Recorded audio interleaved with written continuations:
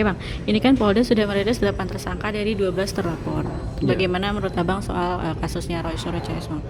Jadi dari terlapor 2/3-nya jadi tersangka. Iya. Yang selamat kan 1/3 tuh. Hmm. Selamat dia tuh. Pasti udah susah jadi tersangka kan. Cuma 2/3 itu yang 8 orang ini jadi tersangka kan. Terbagi 2 klaster kan. Gitu ya udah.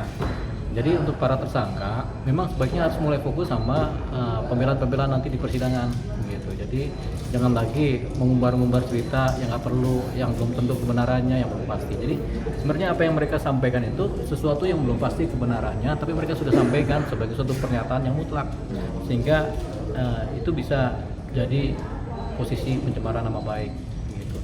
Karena mereka melakukan pernyataan-pernyataan yang terhadap sesuatu yang belum tentu kebenarannya, tapi dengan negasi yang tegas, artinya dengan posisi negatif yang tegas gitu.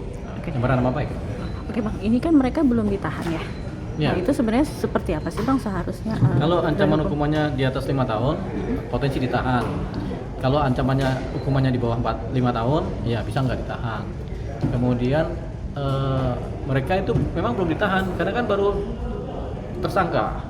Baru tersangka dan belum di BAP sebagai tersangka. Nanti setelah di BAP sebagai tersangka barulah mereka yang ditahan siapa, yang nggak ditahan siapa. Begitu. Nah ini kan hari Kamis ini kan ada agenda mereka mau datang ke Polda untuk BAP. Nah jika mereka BAP itu apakah akan ditahan atau apakah tidak nih Bang? Sebenarnya seperti apa? Baiknya nanyanya sama itu penyidik. Karena penyidik itu tahan enggak. Tapi kalau dia memang ancaman hukumannya 6 tahun, apalagi ada pasal berlapis, ditahan bisa jadi. Gitu. Tapi kalau misalkan mereka tidak ditahan itu kenapa? Maksudnya Kalau ini kan sudah ancaman BAP. hukumannya di bawah 5 tahun, bisa tidak ditahan. Pada umumnya tidak ditahan.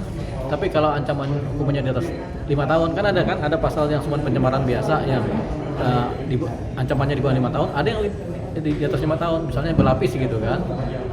Misalnya menimbulkan kegaduhan atau huru-hara, kan tambah-tambah tuh pasal itu, jadi bisa potensi ditahan.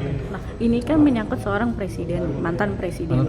Menurut Abang sendiri berapa sih Bang hukumannya untuk Roy Suryo CS ini? Nah, mana kita tahu. Tapi kira-kira kan ini kan huru-hara, tadi kan Abang bilang 5 tahun ini. Ada yang 2 tahun, ada yang 3 tahun, ada yang 4 tahun, ada juga yang maksimal yang 6 tahun ada juga. Jadi nggak berpengaruh karena ini seorang mantan presiden bikin huru-hara apa segala macam. Kan semua subjek hukum di Indonesia, warga negara kan sama di depan hukum kan, itu asasnya kan. Gitu. Bang, ini kan ada bagi 2 klaster. Klaster pertama itu kan tadi Egy Sujana CS ya.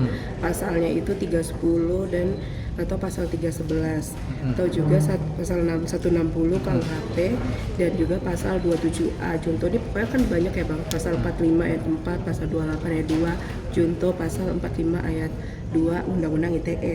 Di klaster kedua itu Roy Suryo CS, pasal 310, pasal 311 KUHP, pasal 32 ayat 1 junto, pasal 48 ayat 1 atau pasal 35 junto, pasal 51 ayat 1 dan pasal 27A junto, pasal 45 ayat 4 dan pasal 28 ayat 2 junto, pasal 45A ayat 2 Undang-Undang ITE. Ini kan berlapis. Kemungkinan akan lebih dari 6 tahun.